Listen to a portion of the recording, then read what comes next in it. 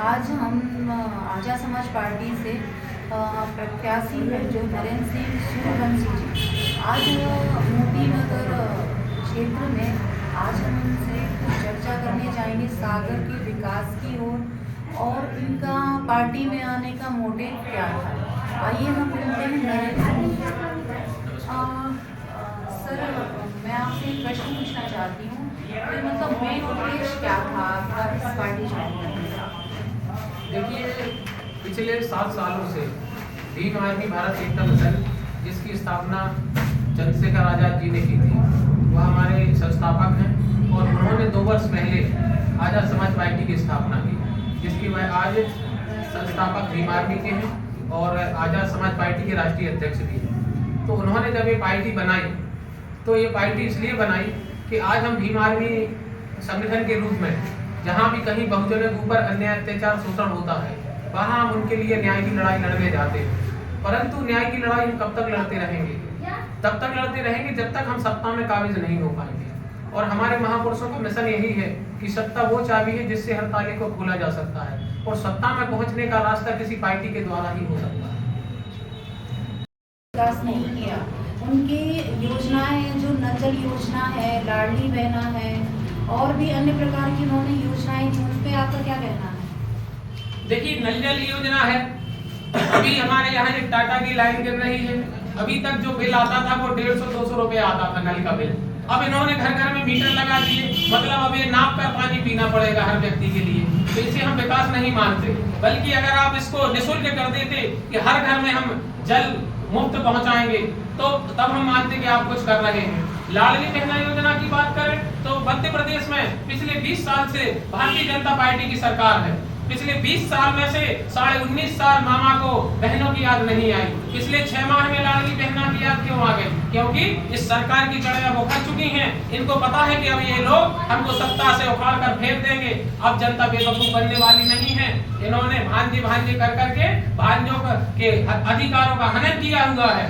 और जो आप लाडली बहना की बात कर रहे हैं, अगर आप पिछले 4 महीने से 1000 रुपए दे भी रहे हैं, तो उन बहनों से पूछिए, उन बहनों के पति, उन बहनोइयों से पूछिए जिन्होंने 400 रुपए का सिलेंडर प्रति माह 1200 रुपए में भरवाया है। तो आप उनको क्या दे रहे हैं? 400 का सिलेंडर 1200 में दिया, और आप अगर पिछले 4 महीने से 1000 दे रहे हैं, तो आप सिर्फ और सिर्फ अपने वोटरों को लोभाने का काम कर रहे हैं। तो जैसे बात करें तो एक उज्ज्वला भी चलाई हुई थी, आपका क्या कहना है कि मतलब महंगाई बढ़ाना भाजपा का बस काम है?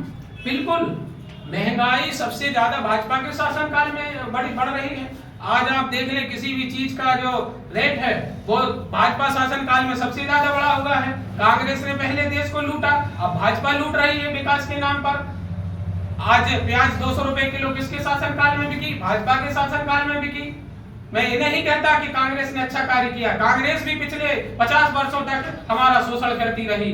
आज ओबीसी के आरक्षण का बिल जो काका कालेलकर की रिपोर्ट थी, उसको कांग्रेस शासनकाल में राजीव गांधी जी ने उसको रुकवाया था।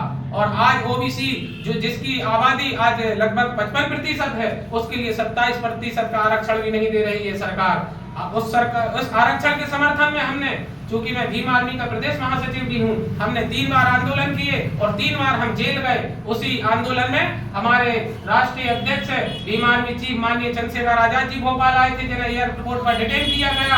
हम लोगों को लाठियां मारी गई, हम लोगों को जेल भेजा गया। हम 3 बार गिरफ्तारियां दे चुके हैं। ये भारतीय जनता पार्टी हो चाहे कांग्रेस की सरकार हो, एक SC ST OBC हितैषी नहीं है।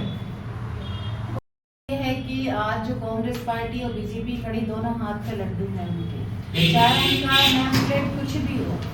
आपका आक्रोश भी नजर आ रहा है सागर के विकास के लिए, और शायद आपके जो मंसूबे हैं उनको पूरा करते हुए आप विकास करने भी जाएंगे।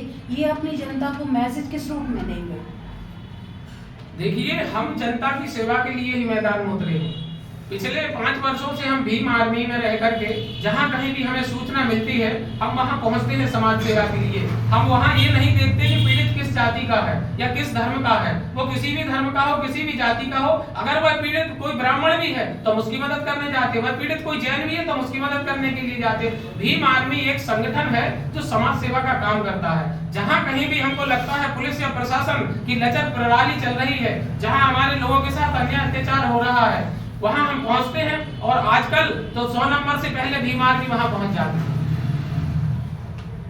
समीकरण है तो क्या जैन समाज का और जो ब्राह्मण समाज है वो आपके अंतर्गत नहीं आती क्या? देखिए, हम किसी जाति का विरोध नहीं करते, जैन भी हमारे मित्र हैं, ब्राह्मण भी हमारे मित्र हैं।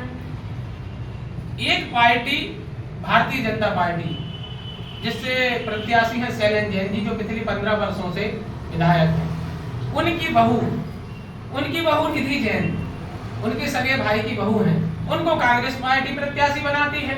आखिर विधायक जाएगा, बीजेपी जीते चाहे कांग्रेस जीते, विधायक तो घर का ही बनना है। आखिर ये क्या है? परिवारवाद की राजनीति चल रही है कि लोगों को बेवकूफ बनाया जा रहा है कि विधायक चाहे हम बने या आप बनो, राजनीति, विधायक की नंबर प्लेट तो हमारे घर के बाहर ही लगेगी। आम आदमी पार्टी से मुकेश जैन ढाना चुनाव लड़ रहे हैं, वही भी जैन वोटर है। तो ये एक कुल मिलाकर के सभी को लगता है कि पिछले 35 सालों से जैन ही विधायक बनता रहा है, तो इस बार भी जैन ही विधायक बनेगा। परंतु अब ये जैनवाद नहीं चलेगा। आप ब्राह्मण को टिकट दे देते, हम उसके साथ हैं, आप किसी ओबीसी को टिकट दे देते, हम उसके साथ हैं, परंतु आपने विकास तो किया होता। हमें किसी पार्टी से भी बुराई नहीं है, ना बीजेपी से, ना कांग्रेस से, ना आम आदमी पार्टी से।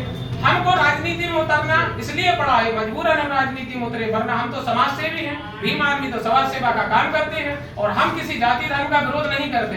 लोग कहते हैं कि भीम आदमी तो जाति का विरोध करती, धर्म का नहीं। हम सभी धर्मों का समान रूप से सम्मान करते हैं। हम आज लोकतांत्रिक और धर्मनिरपेक्ष राष्ट्र में निवास कर रहे हैं। हम किसी जाति धर्म का पक्ष नहीं लेते, बस हम ये चाहते हैं कि सभी को बराबर मौका मिलना चाहिए। क्या भारतीय जनता पार्टी में हमारे ओबीसी समाज से नेता नहीं है? क्या कांग्रेस पार्टी में ओबीसी समाज से नेता नहीं है?